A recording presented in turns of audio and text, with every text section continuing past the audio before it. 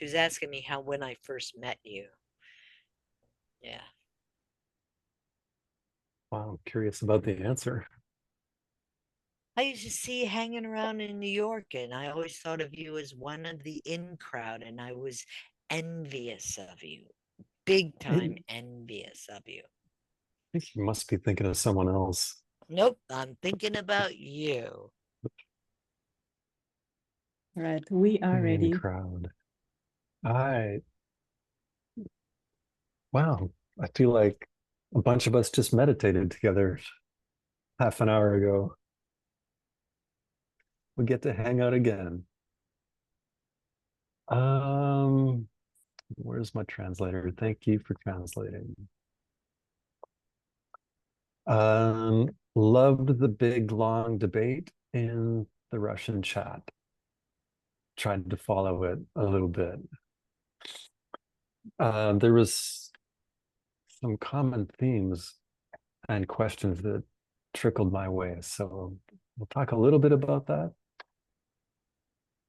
Then we have a fairly substantial problem. Um, my intention was to teach the whole Lam Rim visualization. And my original plan was to kind of trickle that in from the first class. And we would kind of have that whole Lam Rim meditation throughout the 10 classes. That didn't happen. And then I kind of opened that door last class. And now we only have 2 classes. We have a ton of material and a really radical amount of that meditation to cover.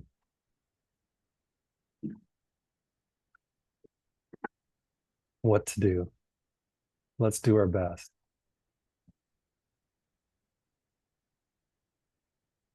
I want to address a few questions. One, I gotta try to remember it. Um, can we take 1 day vows? When we take 1 day vows, do we have to take it from another person? Traditionally, the first time you take it is from someone else. And then you can take it, with a picture or with an altar. It doesn't matter. You don't need anything. You can just take the vows again. The first time you take it, does it have to be from an ordained person? No. It just has to be someone that's received those vows from somebody. And you take those vows for a month? Yes. Or the rest of your life? Yes. And so if you take them for a week or a month, it means you don't have to get up every day before sunrise. So when you do the vow the first time, you start before sunrise, before you can see the lines on your hand. And then when you see the lines on your hand the next day, your 1 day vow is over. If you take them for a week, it kind of saves you a lot of early mornings, and that's great. Um, and you take 1 day vows if you have the higher Pratimoksha vows, like fully ordained vows. You have to take the Mahayana 1 day vows and the same vows, just with a different motivation. Does that make sense? So there is a little bit of a hierarchy of vows. Um, 1 day vows, generally you build on that with lay vows. Then you build on that with novice vows, intermediate vow, full vow. And if you have your full vows and you take a novice vow, apparently you lose your full vows and now you just have your novice vows. Same with a 1 day vow. So what do you do if you're fully ordained? Then you take the Mahayana 1 day vows differentiated by motivation.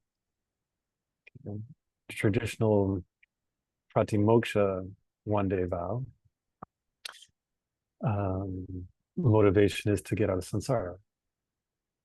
Mahayana one-day vow, motivation is full Buddhahood, bring everyone else to that state. Is there a Mahayana ordination vow? No. Okay. There's a Mahayana motivation to take your pratimoksha full ordination vow, but I've never heard of like a pratimoksha full ordination vow and a Mahayana full ordination vow. I don't think it works like that. As far as I know, there's only the one-day vows that work like that. The rest, it's the same ceremony. Like there's not a Mahayana lay ceremony and a pratimoksha lay ceremony. It's the same. You could do that with a Mahayana motivation. That'd be cool. But it's the same vow, same ceremony. So if you were fully ordained, you wouldn't take your lay vows again. It wouldn't make sense. Partly because you would already have them. Okay. So I hope that helps. If there's further parts of the debate, I can help clarify. I'll do my best. You can write it into the chat. Maybe one of Christina or Karina can now gloat and feel pride in being correct. Usually that's how I feel when I'm in a debate.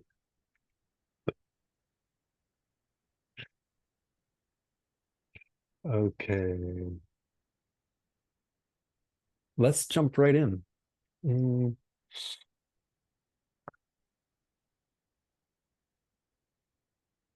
Actually, let's not. Any other questions?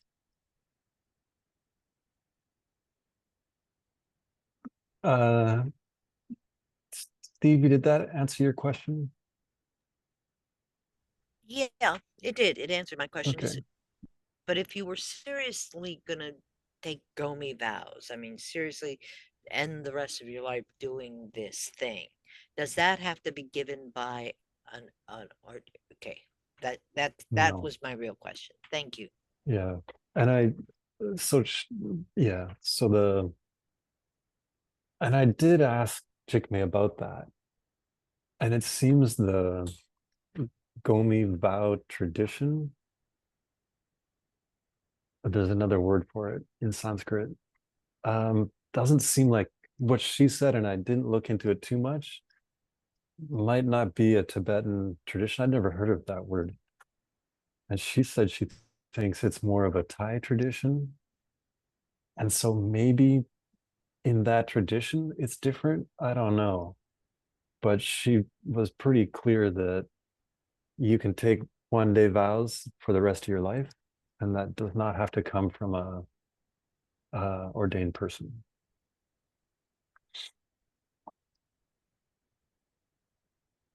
Cool. Other questions?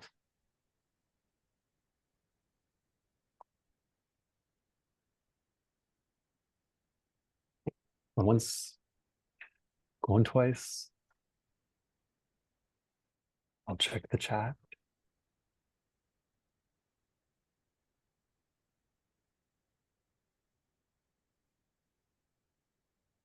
Okay. Let's jump in. If you're following along in the reading, good for you. Pat yourself on the back. If you're not doing the readings, the part in the Lamrima I was reading last night, it's beautiful. It's so clear. And And it really helps. It's very concise. It's a very short, long rim. And so you can, I found really easy to get the structure of all the points. And so with reading 8, we kind of started on the long rim with the preliminary step of find a teacher. And in the text, it's just kind of bowing down to a bunch of different characters in the lineage. And that's considered 50% of the long rim. When you divide the long rim, step 1, find a teacher.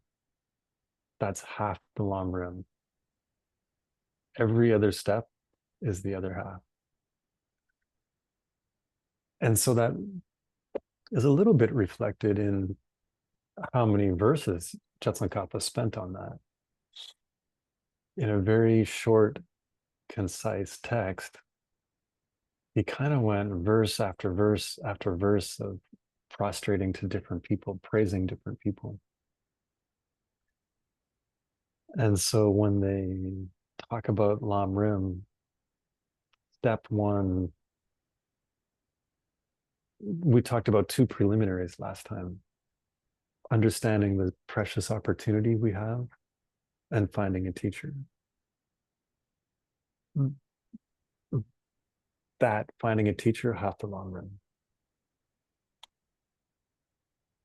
Then Jetson-Kappa talks about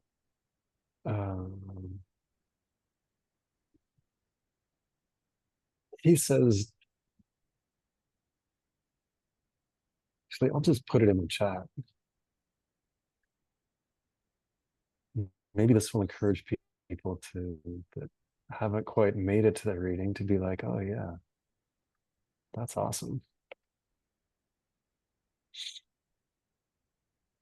He's like, yeah, you can't get very far without a teacher. Like, make efforts in relying on a teacher properly in your thoughts and in your actions. So he's kind of giving the structure of the Lam Rim. Like that's 2 points in how to develop a relationship with a teacher. How to relate to them in your thoughts, how to relate to them in your actions. Give them offerings. Carry out their instruction. He's like, I've done this my whole life. If you seek freedom from negative thoughts, negative emotions, do the same. And this gets into a section in the Lam Rim about the qualities of a teacher. So if we look at the PPT, we'll go through the 10 qualities of teacher.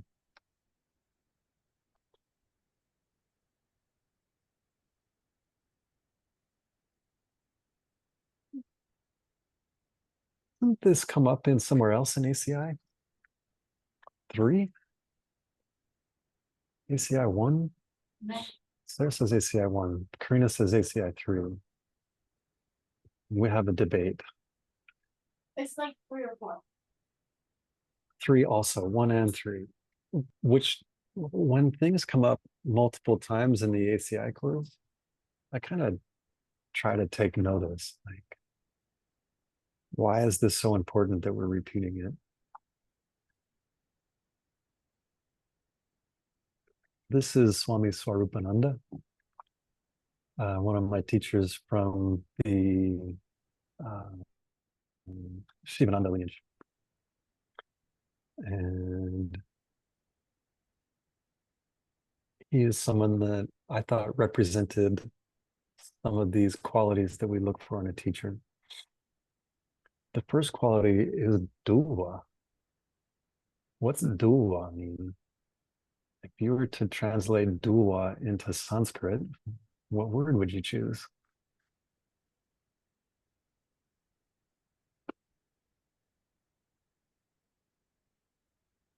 Hopefully a lot of people are choosing Vinaya. Okay, so the first quality is someone that's living an ethical life, that has use those principles to dola, to tame their mind.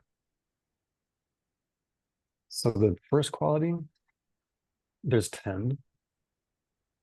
First quality is they're keeping their 3 sets of vows. What's the 3 sets of vows?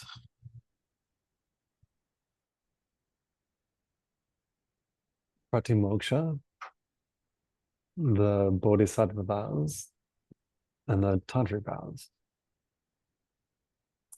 That's interesting. What if they don't have all those? Are they not a teacher?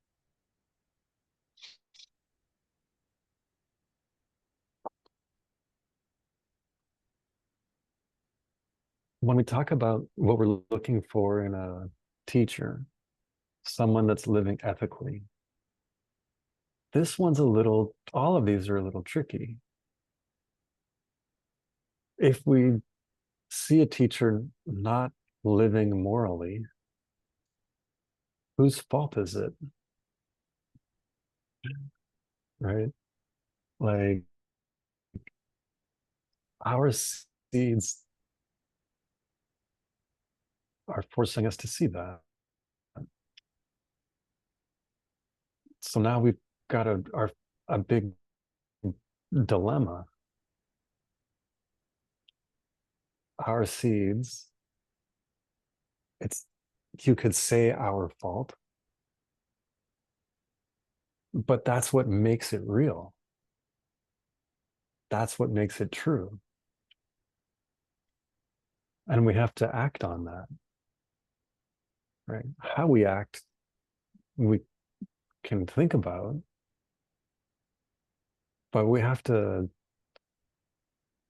figure out this weird situation of there's no unethical person other than the one I'm perceiving because of my seeds. And so they are unethical. That's the only way they could ever be unethical. And so what do we do about it? Should we try to change them through our actions?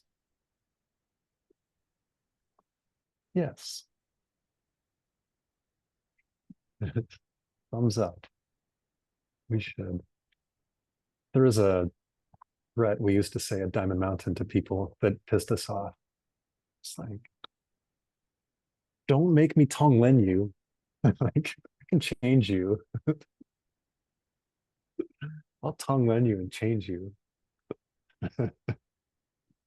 Don't make me Tonglen you, man.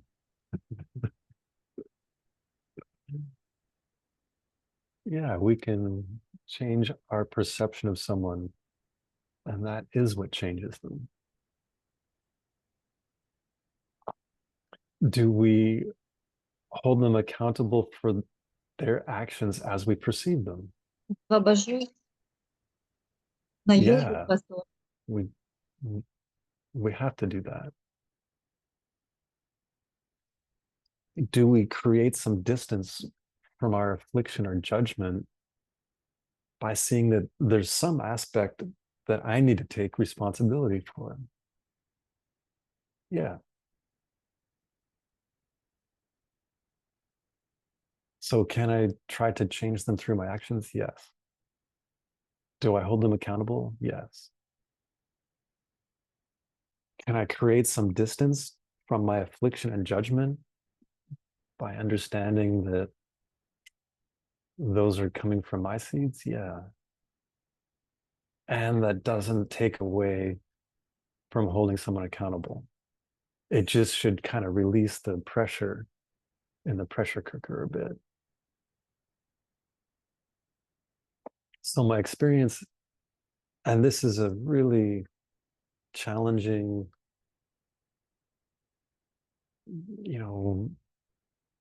Tibetan Buddhism it used to be called, when people first went to Tibet, and they kind of were looking at what Buddhism was, they called it Lama-ism. The name for Buddhism was Lama-ism because it was so focused on the Lama. And so that Tibetan Buddhist path is so Lama driven. And so anyone that tries to walk that path and have a teacher in that paradigm gonna have to deal with this. So my experience is that I see something unethical in my teacher. Like that's kind of the problem, the paradigm. One, I don't find it useful to kind of pick at every last negative thing I see the teacher do. You know, like give the teacher the benefit of the doubt. Step one. Two, I think it's very easy to spiritually bypass hard situations by saying, it's just my karma, it's my fault, and I'll deal with it by planting seeds. I'll deal with it on my end. And then I never have to talk to somebody. I never have to confront somebody. I never have to hold someone accountable.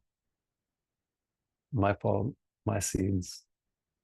I'll just deal with it by changing them by planting seeds.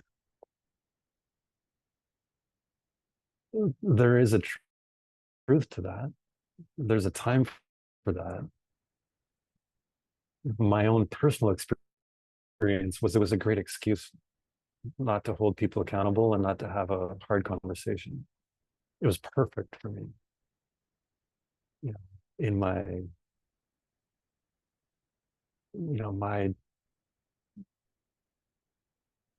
my experience growing up in my family and culture and gender was not one of emotional intelligence. It's like showing emotion wasn't cool.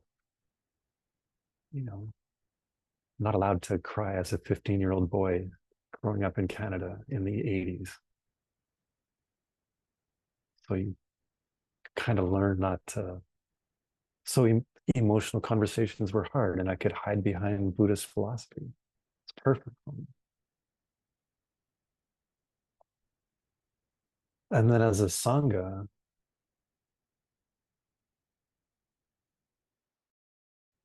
I've seen that culture grow of if we're not allowed to question a teacher or another Sangha member, or if there's a culture of discouraging people from speaking their truth, like if you're not allowed to respectfully confront somebody or something, then that's a great sign of a toxic situation. And we should try hard not to let that happen. And we should always feel like we're allowed to speak our truth.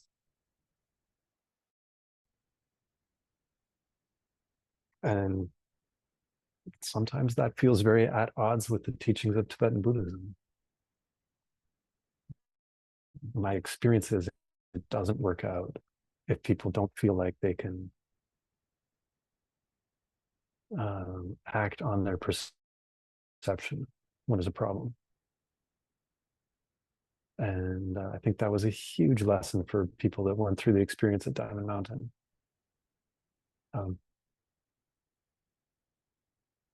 Not being empowered to say, hey, I see a problem. Let's, what do we do? And I think there was a lot of really great learning that the people that had that experience can now share and bring to other situations and organizations, because it's super common. So, and then conversely, a moral teacher is also your seeds.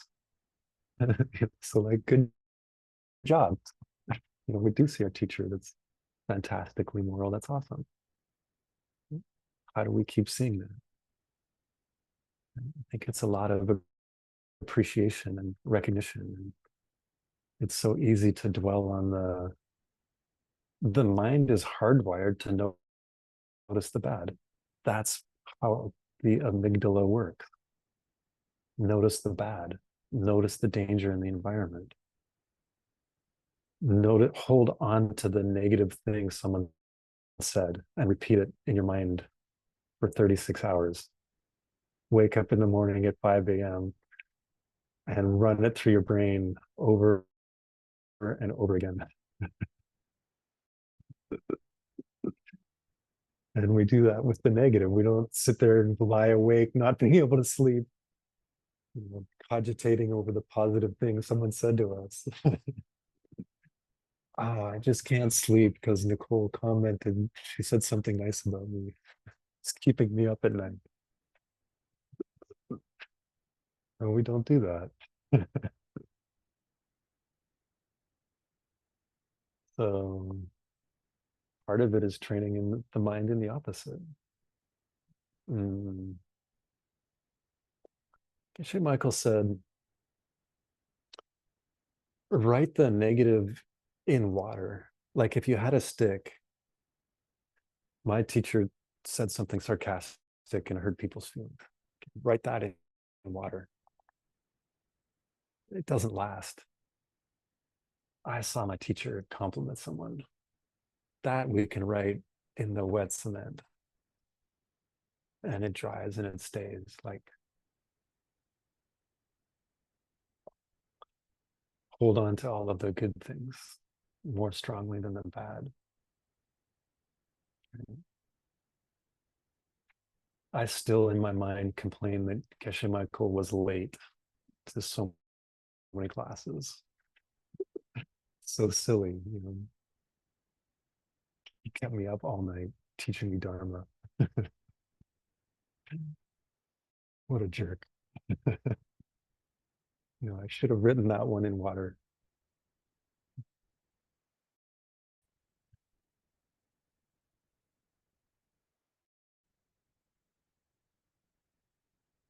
Second quality, peaceful.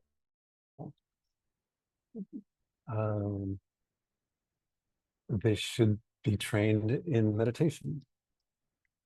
Shiva means peace, peaceful. It's like one of the modes of a teacher.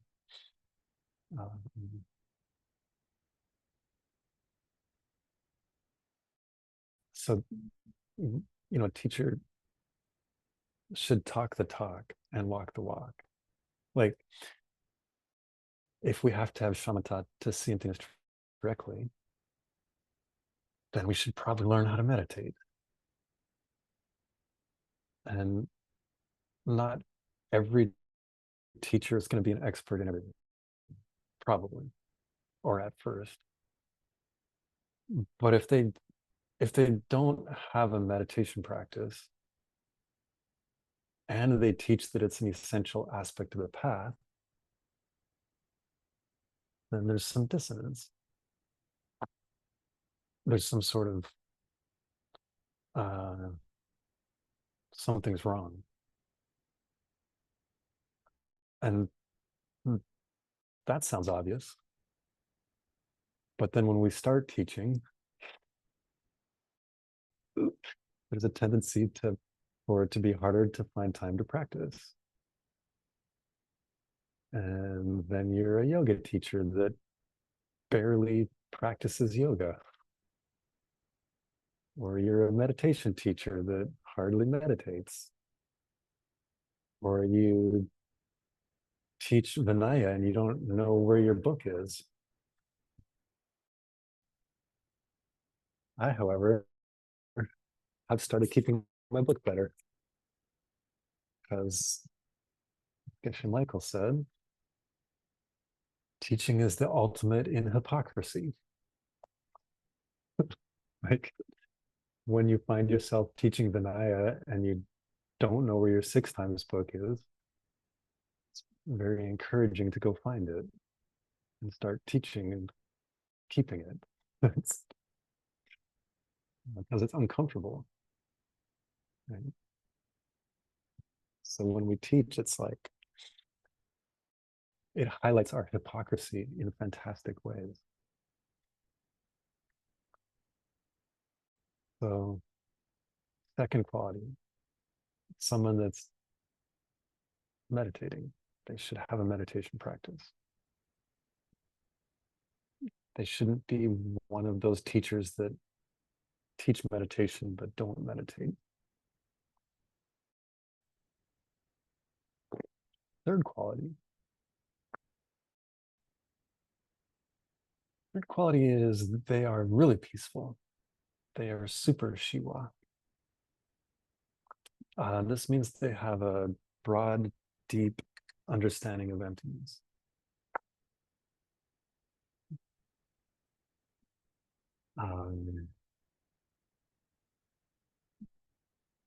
I just noticed my second coffee is not making me peaceful. That's enough caffeine. Near Shiva is, I was complaining last class that my partner hijacked my coffee. And in my mind, I was like, this is awesome. I get to make a second cup. Yeah, it wasn't a great idea. Anyway, near Shiva, a broad, deep, intellectual understanding of emptiness. So being able to explain emptiness using more than just a pen. Right? I've taught kids programs and seen hundreds of 6-year-olds teach the pen. And it's awesome. But we can kind of, they're just repeating a story. And we can be like that if we don't branch out. Understanding as Geshe Michael called it, 6 flavors of emptiness, 6 schools of emptiness, so that we can help a student with different versions of emptiness that might not be the highest, because it's the highest for them. So we can find a way to teach people wherever they're at.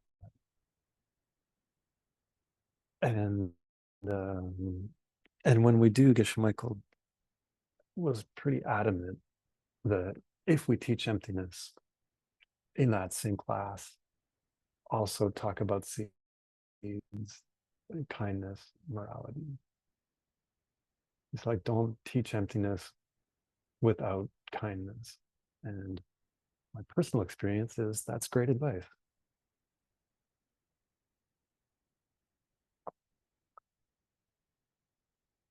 Number 4.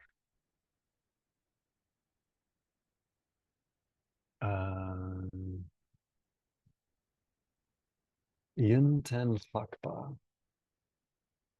Yin Ten is a good quality. It's a very popular name in Tibet, Yin Ten, having good qualities. So we want a teacher with excessive good qualities.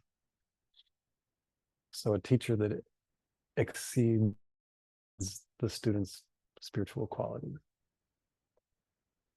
So I can teach people Tibetan. I can teach people Vedanta. And I do. And I make a lot of mistakes. And I can only take people so far.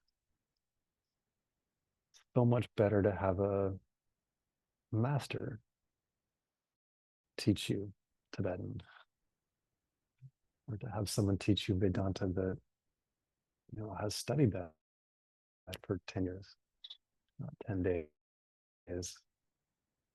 And Geshe Michael compares it to like a master guitar player. Oh, and here he is holding a bass. How convenient. And I found this true. Like, he's like, when you see a master guitarist, you learn more just by watching how they hold the instrument, how they just physically take care of it.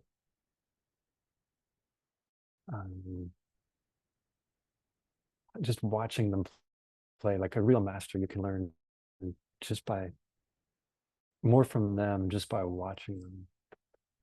And I was reflecting on that. I used to work with a guy who was a guitarist, and we would go on these 2-week jobs where we would be uh, repairing log homes, and we'd both bring our guitars. And he would get there, and he had this nice guitar stand, and I would just kind of nod and lean it against the wall, and it would fall over. And he had all of these special cloths to wipe down the oil off of the strings, and then some sort of thing to put on the strings to keep them in nice shape. And he was an amazing guitarist. And just being around him and seeing his approach to me. Anyway, you get the idea.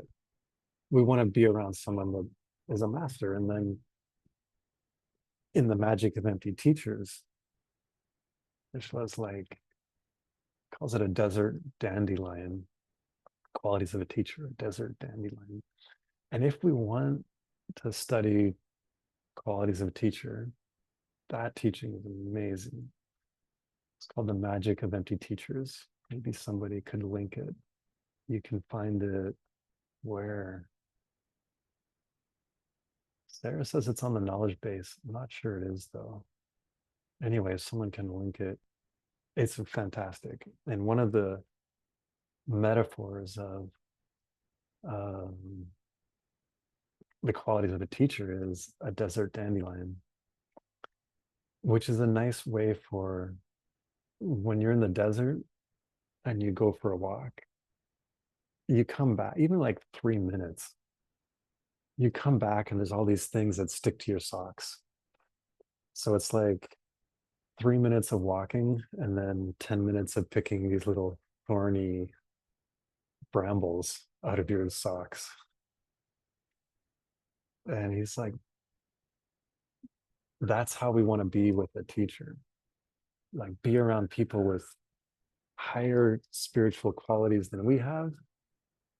And then by being around them, those qualities brush off on us, they stick to us.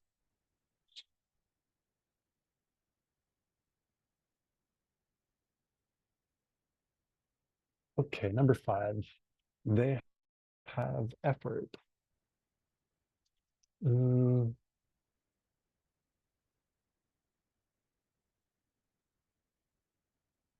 They've dedicated their lives to the big goals, reaching enlightenment for others' benefit.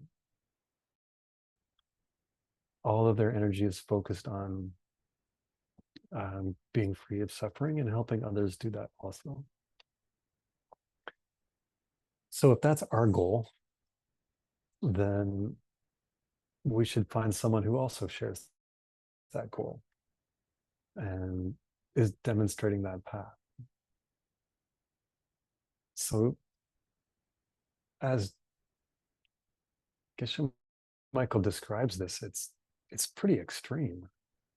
Like, that's all they do. And I think that's an extremely high bar. And that's awesome. And not everybody can be like that. Like, not everyone can be, it's not healthy for people to try to, in my opinion, before they're capable of being like Geshe Michael, who for 55 years has been relentless, not sleeping more than 5 or 6 hours, never taking a day off ever, not going on vacation. He would make us take one day, we would do 5-week semesters at Diamond Mountain. And he would make us take one day off every 5 weeks. And we would go see a movie. And he's like, it's really important, take a day off, go see a movie.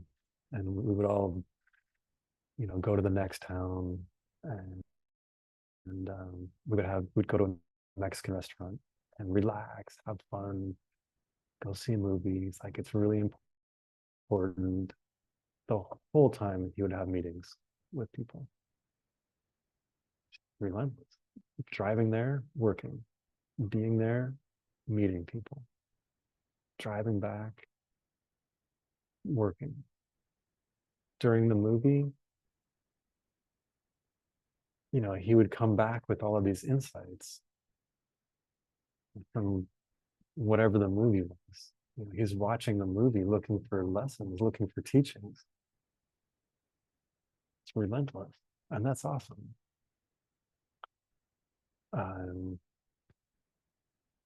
There's few teachers I know that have that capacity, and if we try to exceed our capacity and become irritable or prideful or afflicted, I think that's a problem. And I think the people that can do that, that seem to be able to have that kind of pace successfully, have a corresponding amount of love.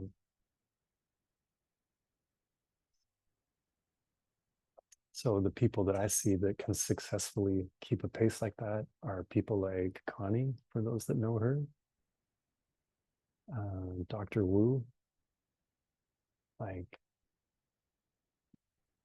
they're just able to be, or Mr. Bin, those people, Jasmine, for those that know these people, they have joyfully relentless work ethics. And, Dalai Lama was like, if you're relentless and grumpy, it's kind of misguided. Relentless and grumpy is not relentless and not kind. I don't care how hard people work if they're treating people badly. That's not the goal. And we have to try to find our own pace like that.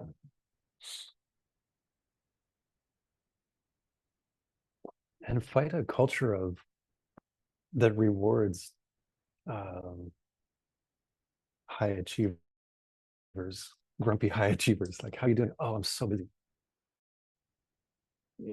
And we wear that I'm busy like a badge of honor. Like, I was joking about that with Sarah last night. Oh, I'm so busy. I'm so busy. Like, as if that gives me importance. I must be important if I'm busy. And we have a culture of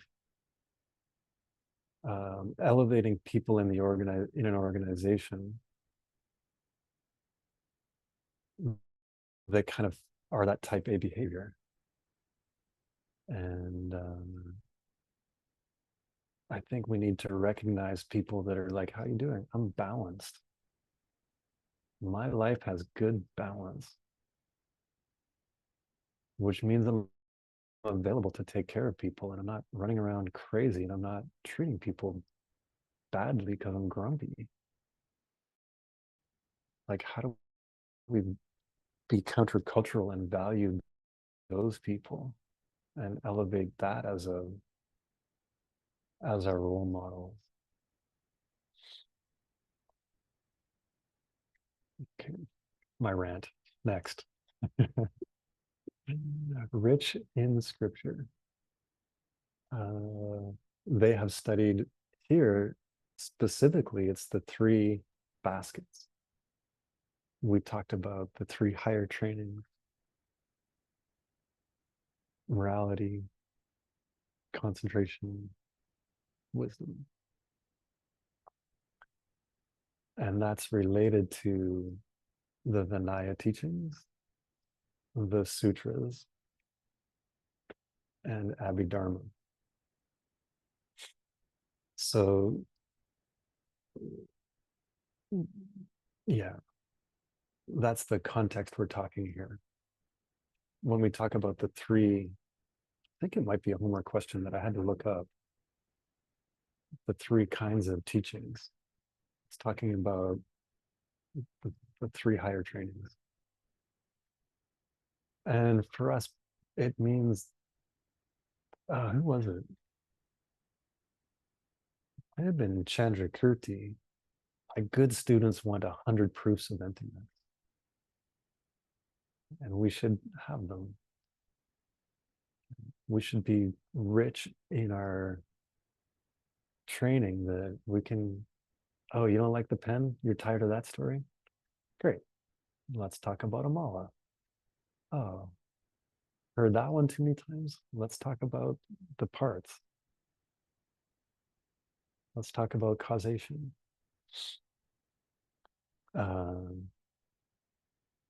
Geshe Michael's teacher, Ken Rinpoche, said, go into the dollar store with $100.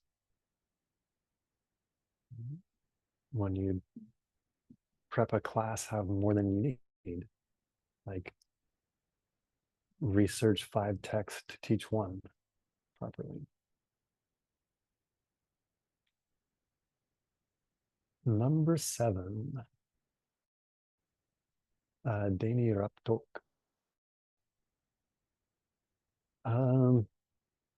They should have seen emptiness directly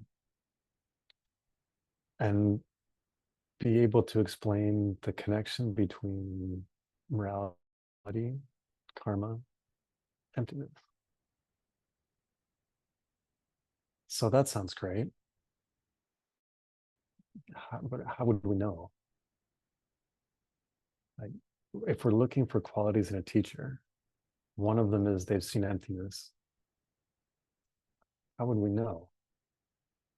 Because them telling you they have is a bad test, in my experience.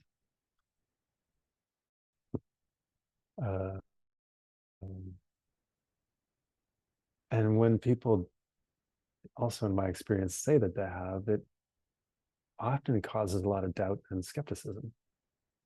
And so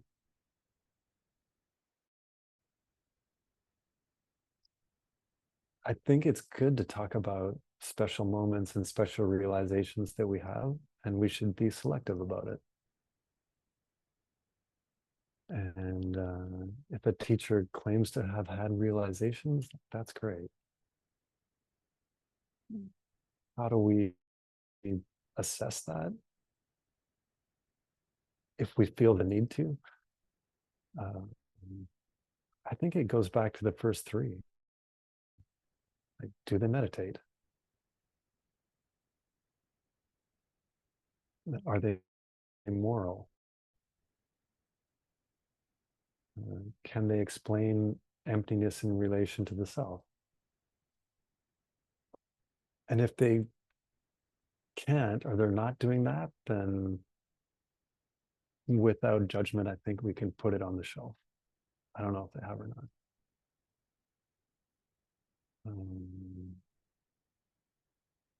But it's a very hard thing to assess. This is a quality I'm supposed to look for.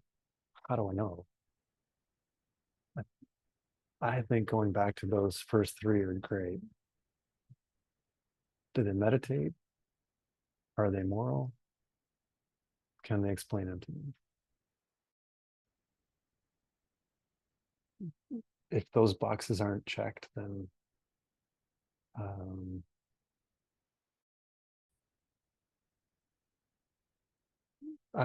we should be able to check those boxes. If I'm looking for a teacher has had that experience and they're not living a moral life, I'm probably, if that quality is important to me, maybe I'm not going to say that they're lying, but I'm going to keep looking.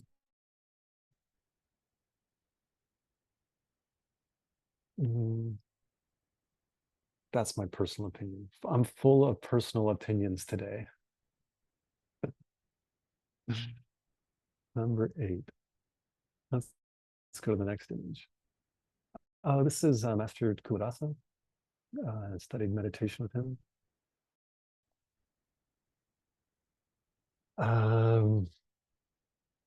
we are looking for qualities of a master teacher.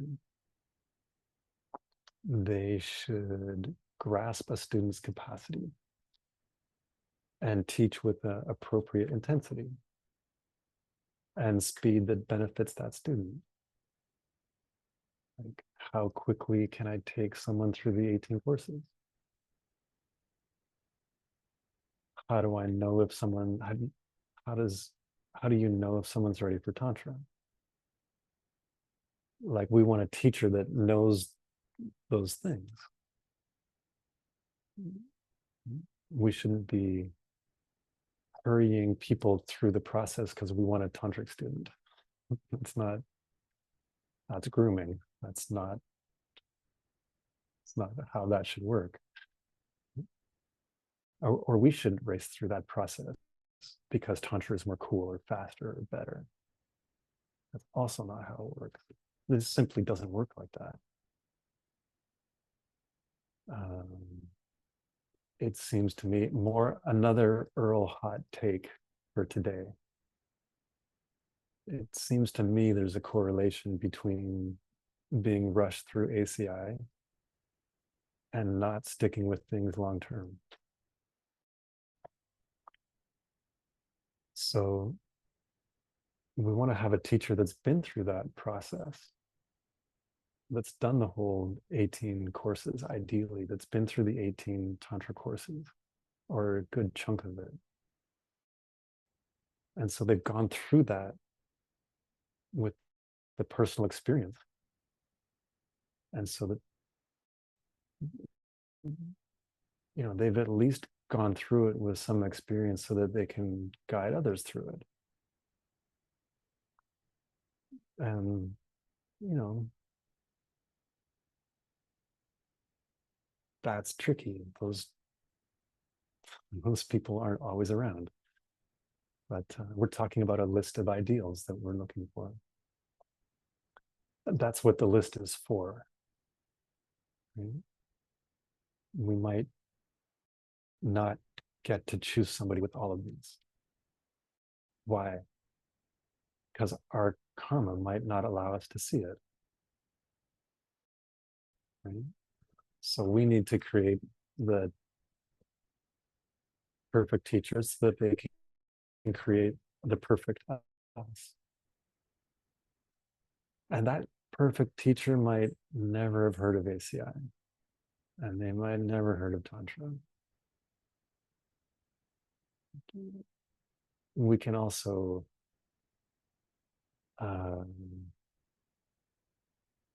you know, work outside the box a little bit. And a person could have done all of those things and totally not be our teacher and not resonate. What if a teacher has done all the courses and didn't do the homework? Good question.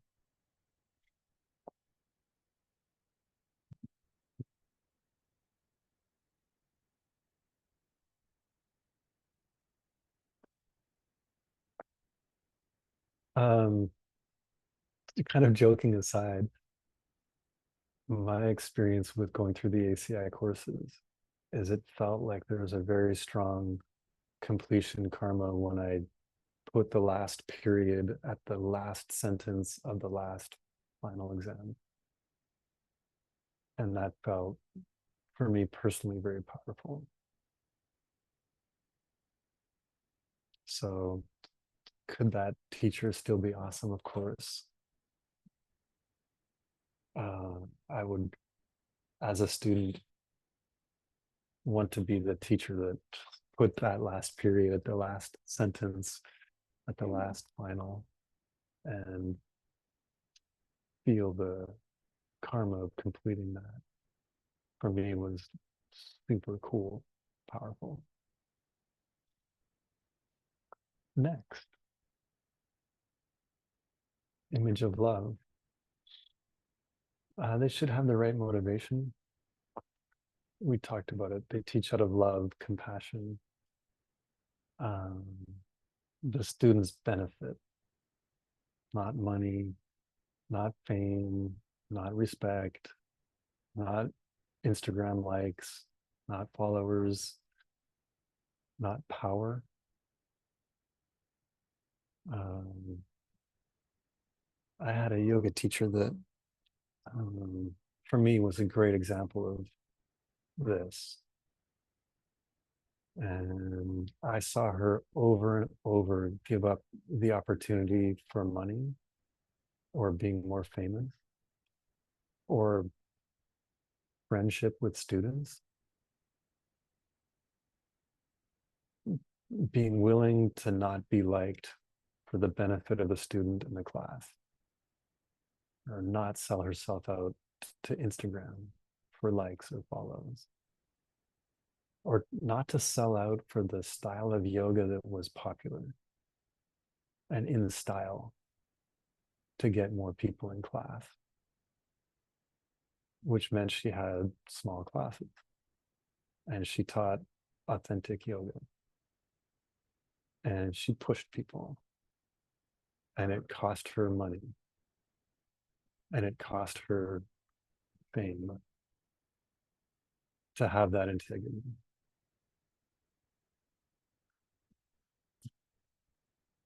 Sarah and I were joking, coincidentally, she's like, yeah, she didn't give a fuck if people liked her class or not.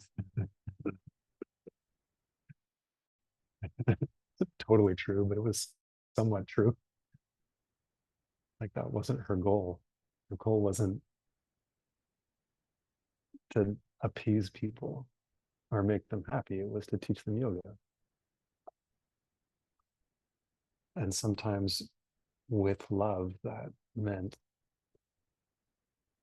motivating them in a way they might not always have wanted. Next one. Overcome all distaste. They don't get impatient. They don't get tired of teaching the same thing over and over and over.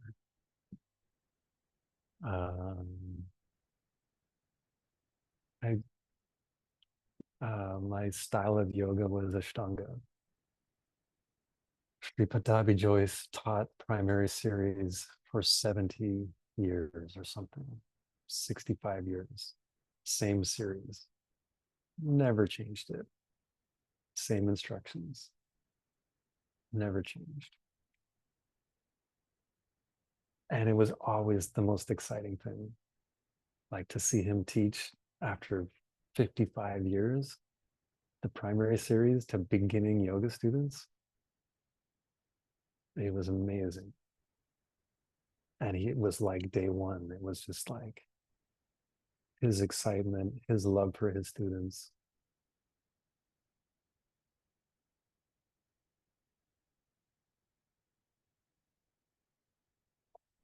$55 later, unreal. You know, how many times have I heard Geshe Michael teach the pen? And he still is like, he's so into it.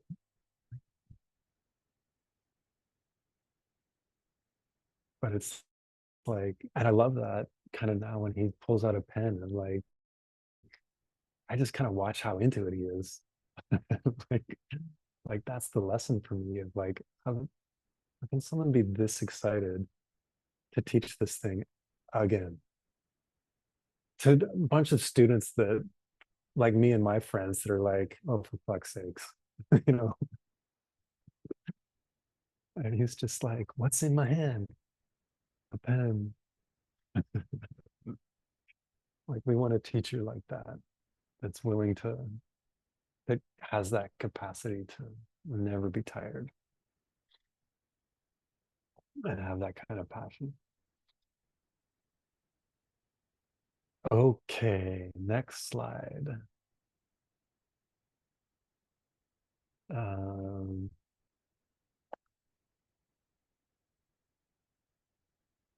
this is Lama Shedrup.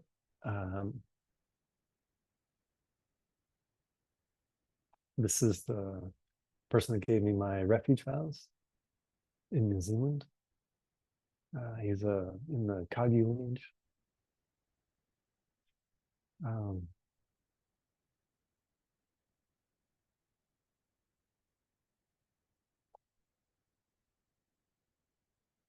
there's a couple questions like, if a teacher, what's the cause for these 10 qualities for the Lama? And then the next slide, that's Lisa.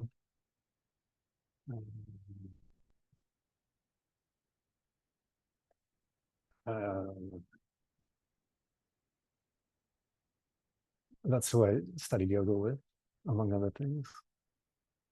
And then the next question is like, what's the karmic cause for those 10 qualities of the disciple? So the two questions are kind of the same. And the point is, when the teacher looks at themselves and they see those qualities or a lack of those qualities, they're forced to by their own seeds. And when a student looks at the qualities of the teacher, whether they see those qualities or not is a result of seeds. And those two perceptions can be opposite. The student could see a fault in a lama who is perceiving themselves as an enlightened being. No problem. In fact, quite probable. If there's a teacher walking around that sees themselves as an enlightened being, they're probably reading people's minds and just hearing endless garbage criticism.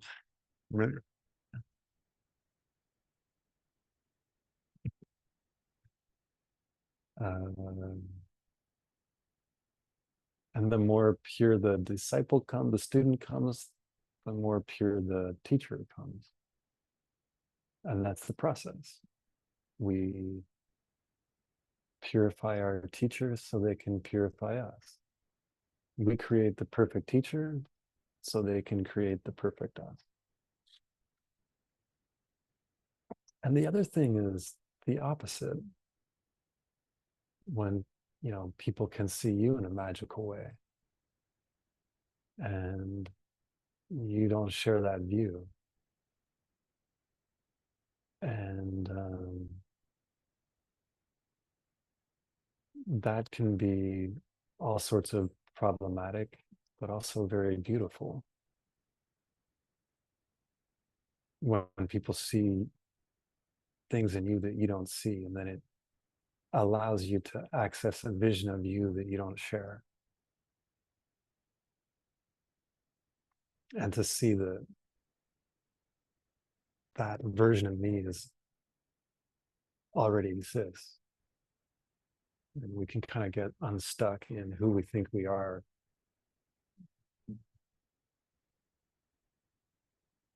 By seeing who we are for other people.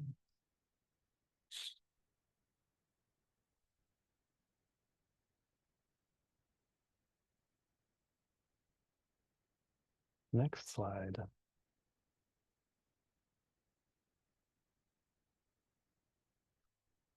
So if we follow along in the reading, it says, I'll put it in the chat.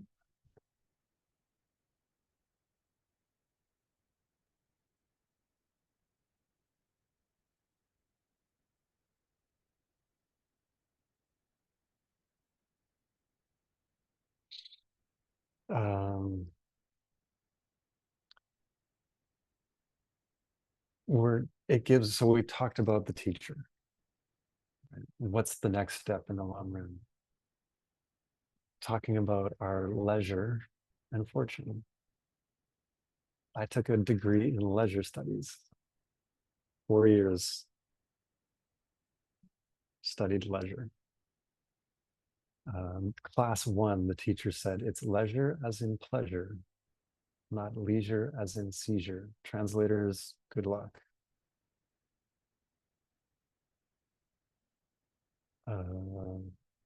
So this life of opportunity we have,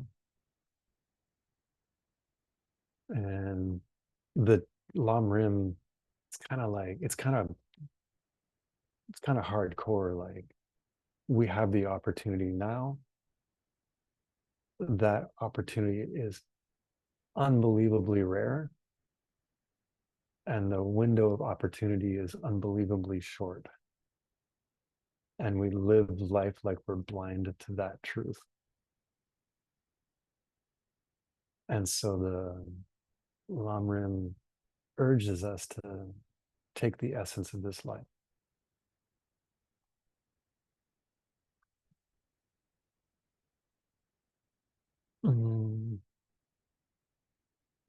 There's 8 traditional ways that we have a lot of leisure and fortune. We're going to skip that and go to the next slides. Okay, so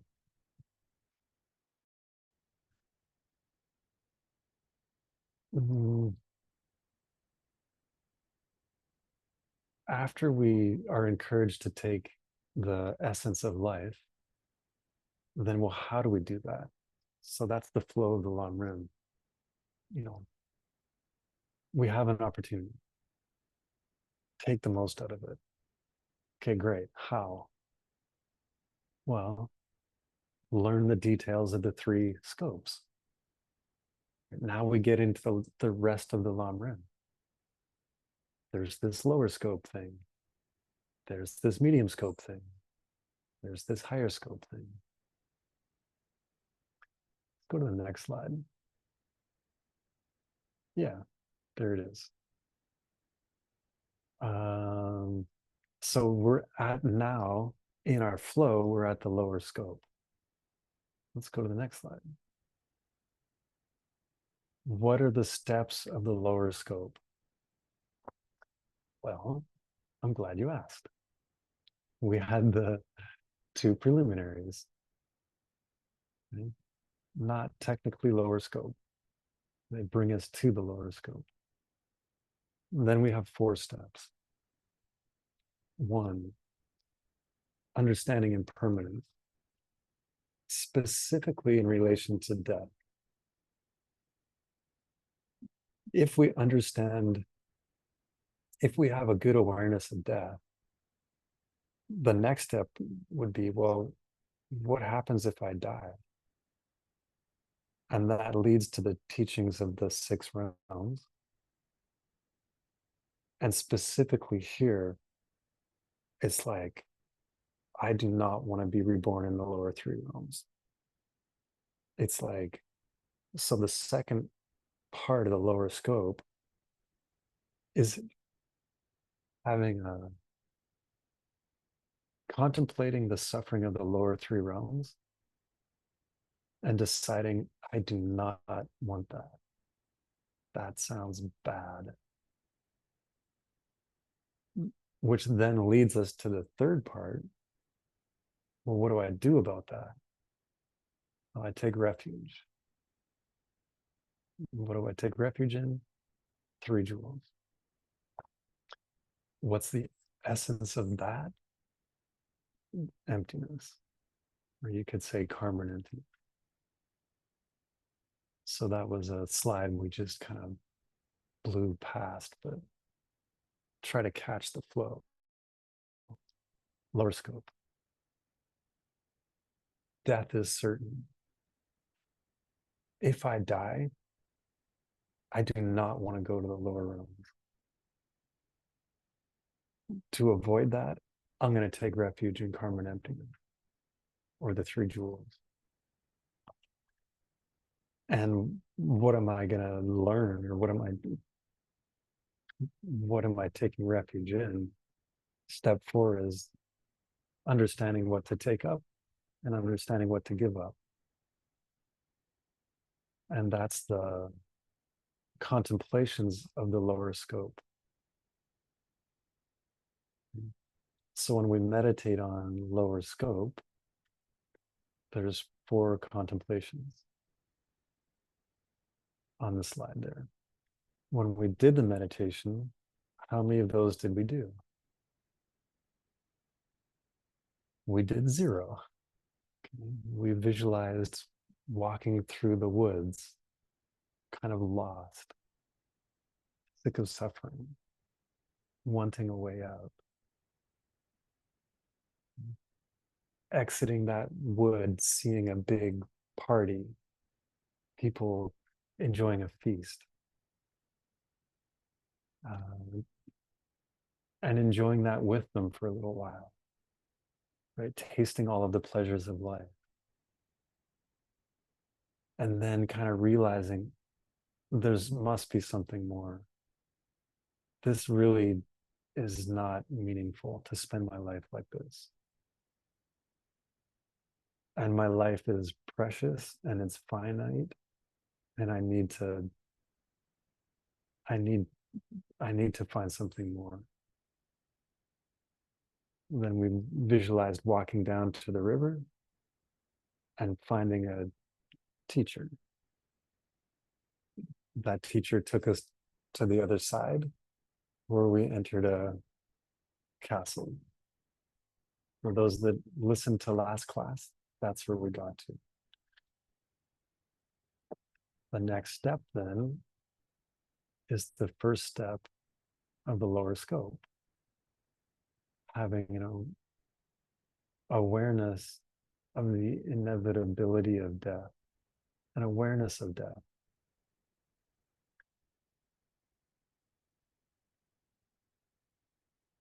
So let's talk about that. Because it's an important, cool step. Let's go to the next slide. So when we do a contemplation on death, the first step is death is certain. So there's going to be 3 main headings. Death is certain. When we contemplate death is certain, the first is when death comes, we can't stop it. The second is we can't add time. The sand is running through the hourglass. And we don't know who has more time. And we don't know how much time, we don't know how much sand we have left. But we know it's running through. We can't flip the thing over. The third step is even when there isn't time, even when there is time, there isn't.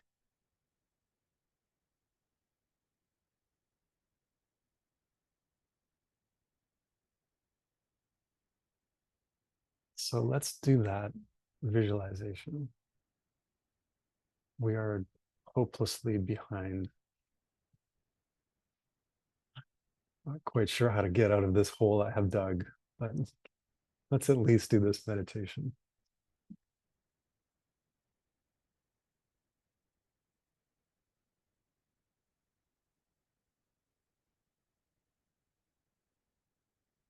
We've gone through the forest, lost, scared. Samsara sucks. We've gone to the party. Party is also samsara. We have oppression life. Let's use it. How do we use it? It helps to have a teacher to teach us.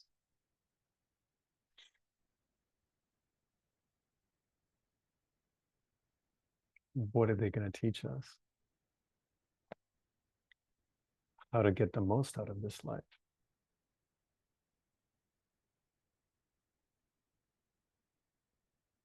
One of the steps of getting the most out of this life is understanding that it's finite.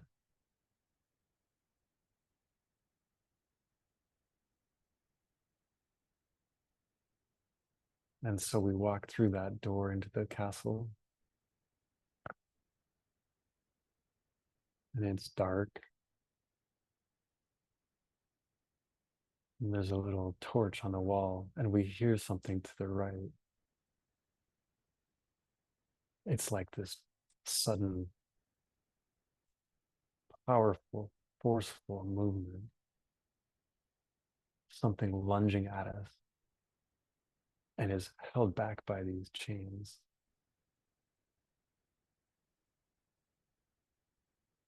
And we jump back and turn and see it's this massive lion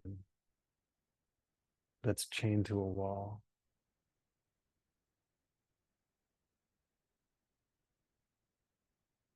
And that's our death.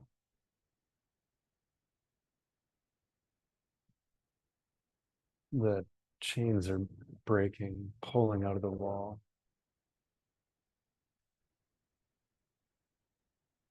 It's trying to get free, and it will get free.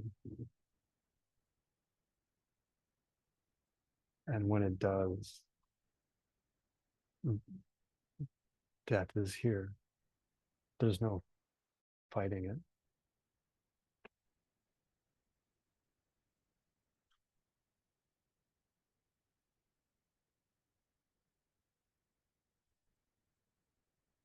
There's no bribing death. There's no doctor that can save us.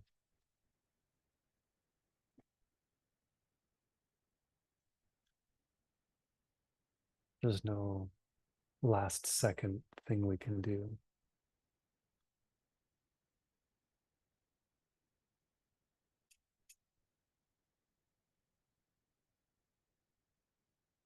And we quickly leave that room and we enter another room that has a table. And there's that hourglass with sand running through it.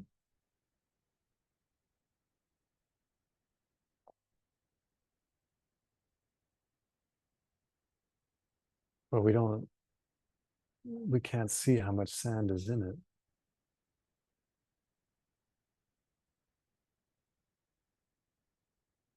We know that's our lifespan.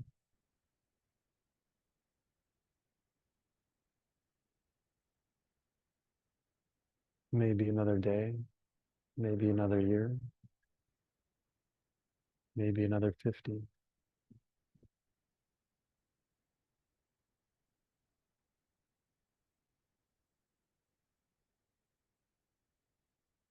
But we can't turn it over. We can't add more sand.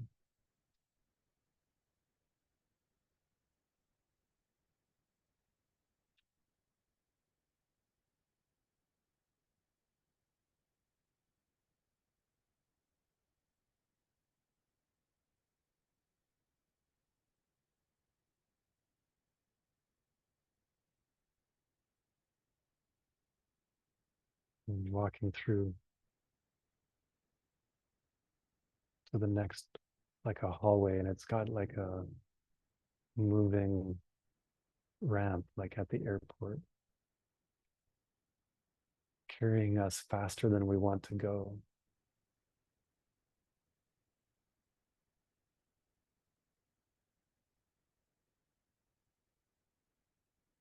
All of these books we wanted to read, the retreat we wanted to do,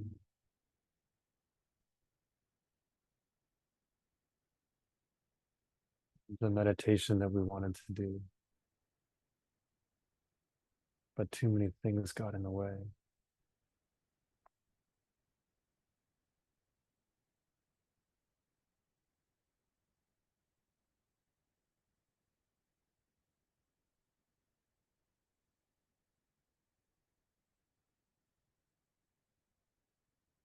Yesterday I was 20. In 2 days I'm 53.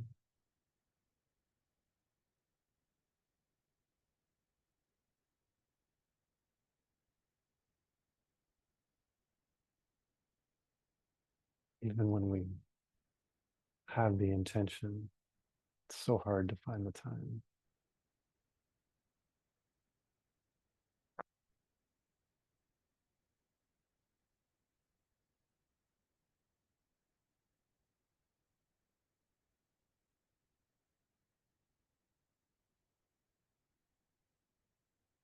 We come to a door and leads to another room.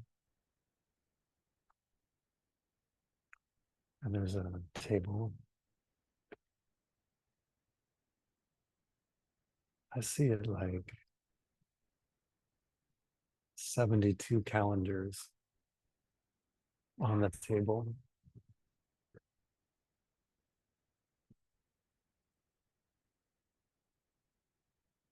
The average life expectancy is 72, 73.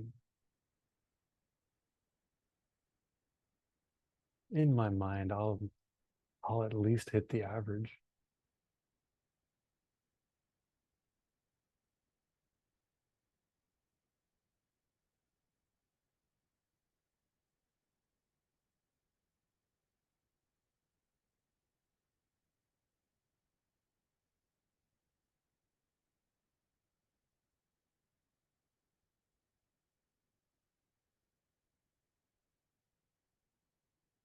But it doesn't take much to figure out that that assumption is a lie.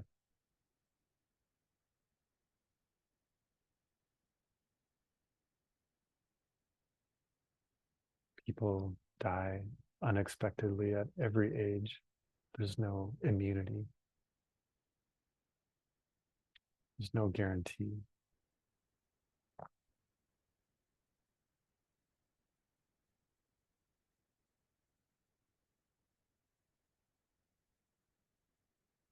Take those calendars and throw them in the garbage. Throw that idea away.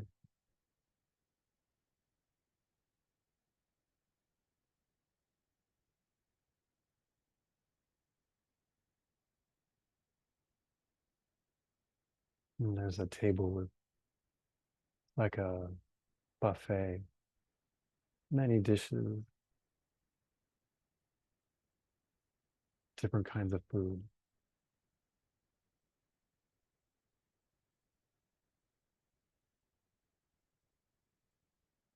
And they're all poisoned except one. And we don't know which one.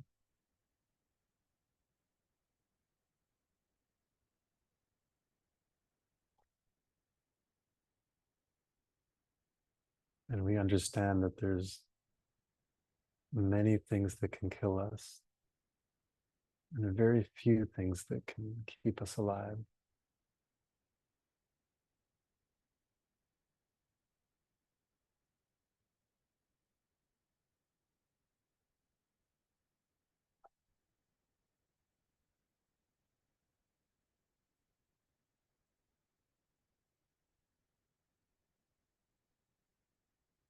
Everything that can keep us alive can also kill us.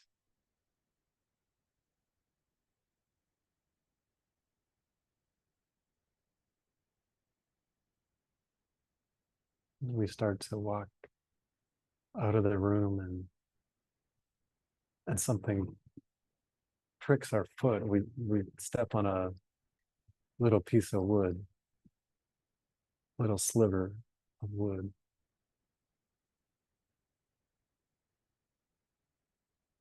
And it's pierced the skin. There's a drop of blood.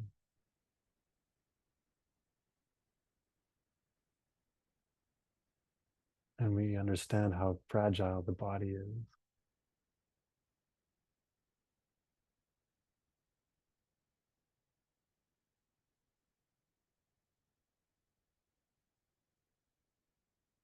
One cell that starts to multiply in the wrong ways, cancer. One little infection,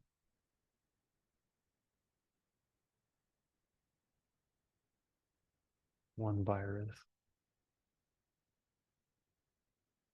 The body is fragile.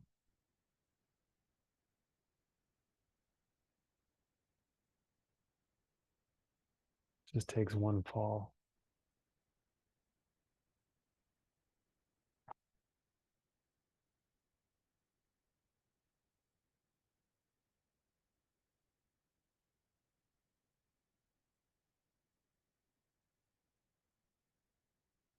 So we understand that death is certain.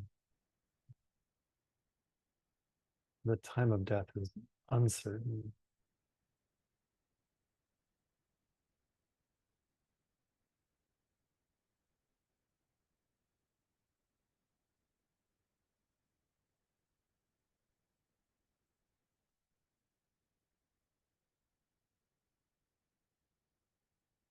And with that, can open your eyes.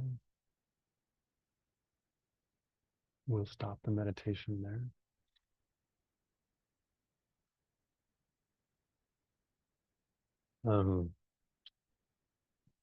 The awareness of death shouldn't be paralyzing.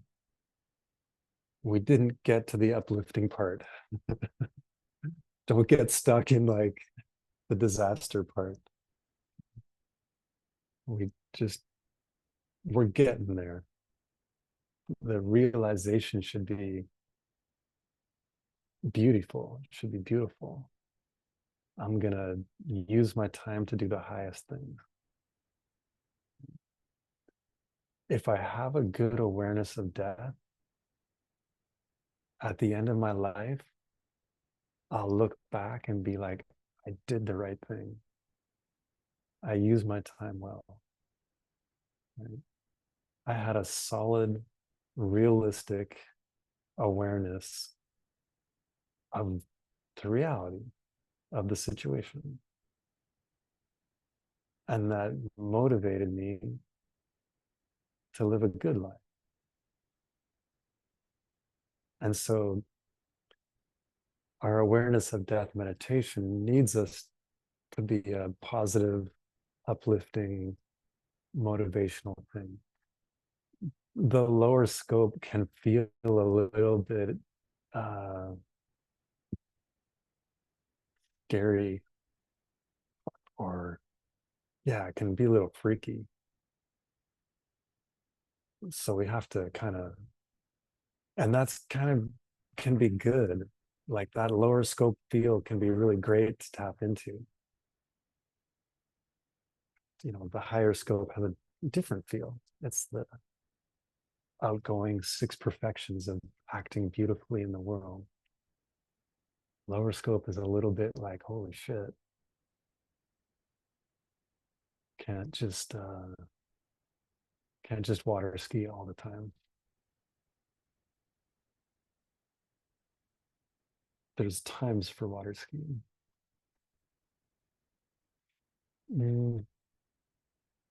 Is death awareness part of the lower scope? Yeah.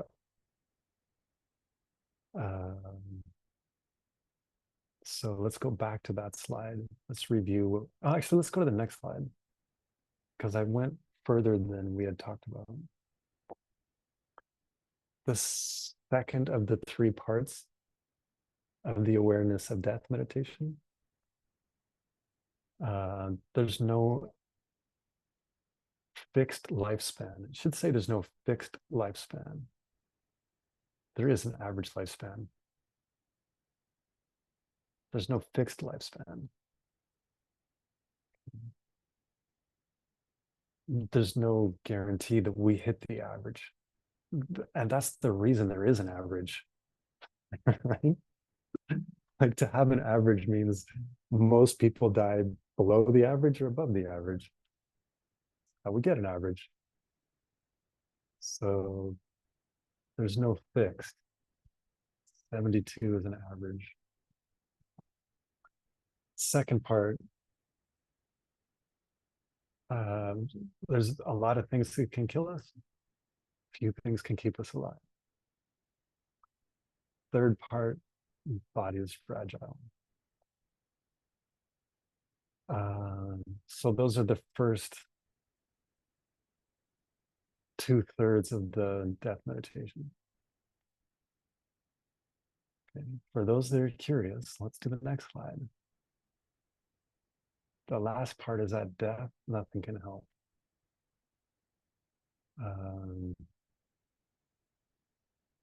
The visualization, if we had got there, would be us lying in a coffin, our own coffin, dead. surrounded by our family, surrounded by our friends, and they can't help. Surrounded by our possessions. We lose those at all of the stuff we spent so much time and worried about, all gone. And then Geshe Michael always says, then your kids will be fighting over it. And I was just talking to a friend whose last parent died, and I know two people, and their siblings are all fighting over the money. So they're just gonna fight over it and spend it. And then we also lose our body. And the Lam Rim talks a lot about, we'll also lose our name. And there's some sort of attachment that we have to what I call myself, Earle, and how I think of myself. And mistaking those to be me. And at death, we lose that. Those are the things I grasp to the most. What I call myself and how I think of myself. Because those are me. And at death, we see that's not true. And the pain of the loss of the thing we hold the most dear apparently is a very special pain. So that's the first 9 parts. And again, meditating on that, the first to the lower scope, we should come out of that being motivated, encouraged to do the highest thing. Okay. So the last part of that is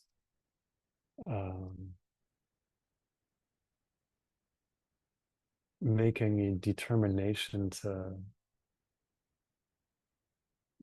follow the path, to do the highest things. It's to do the highest things, to start now, and to do them with the highest motivation. So that should be where our awareness of death meditation leaves us.